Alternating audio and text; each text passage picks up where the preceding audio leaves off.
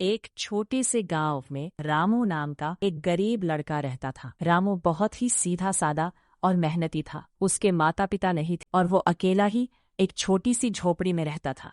हर दिन रामू गांव के खेतों में काम करता और जो थोड़ा बहुत पैसा मिलता उसी से अपना पेट पालता। लेकिन रामू की एक खास बात थी, वो हमेशा सच बोलता था और कभी किसी का हक नहीं मारता था। एक दिन की बात है, रामू जंगल के रास्ते से घर लौट रहा था। तभी उसे रास्ते में एक चमकती हुई थैली दिखाई दी। रामू ने धीरे से उस थैली को उठाया और खोला। अंदर सोने के सिक्के भरे हुए थे। रामू चौंक गया, उसकी आंखें चमक उठी। उसने सोचा, अगर ये पैसे मेरे पास आ जाए तो मेरी सारी गरीबी दूर हो जाएगी। लेकिन तभी उसके मन में एक और आवाज आई। ये पैसे तुम्हारे नहीं है रामू। रामू कुछ देर के लिए सोच में पड़ गया। एक तरफ उसकी गरीबी थी, दूसरी तरफ उसकी ईमानदारी। आखिरकार उसने फैसला किया, मैं ये थैली उसके असली मालिक को लौटाऊंगा। रामू गांव में जाकर लोगों से पूछने लगा, क्या किसी की सोने की थैली खो गई है? कुछ लोग लालच में आकर बोले, हाँ हाँ, वो मेरी है। लेकिन रामू ने पूछा, उस थैली में कितने सिक्के थे? वे लोग सही जवाब नहीं दे पाए। तभी गांव का एक बूढ़ा आदमी घबराया हुआ आया। उसने कहा,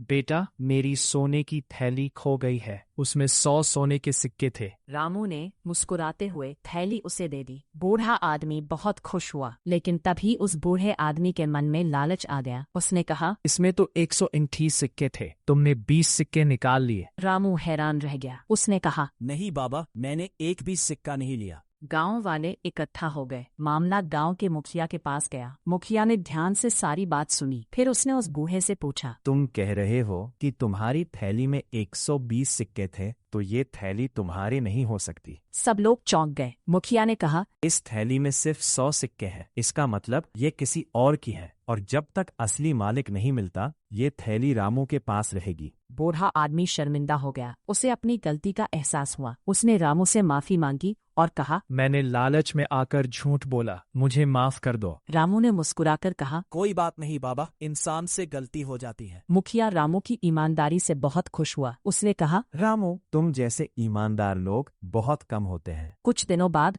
गांव में एक अमीर व्यापारी आया। उसे रामू की ईमानदारी के बारे में पता चला। उसने रामू को अपने साथ काम पर रख लिया और धीरे धीरे रामू की जिंदगी बदल गई। अब रामू गरीब नहीं रहा, लेकिन उसने कभी अपनी ईमानदारी नहीं छोड़ी। सीख, ईमानदारी हमेशा रंग लाती है और लालच हमेशा इंसान को नीचे गिराता है। अगर आपको ये कहानी पसंद आई हो तो वीडियो को लाइक करें और ऐसे ही दिल को छू लेने वाली कहानियों के लिए चैनल को सब्सक्राइब करें। धन्यवाद।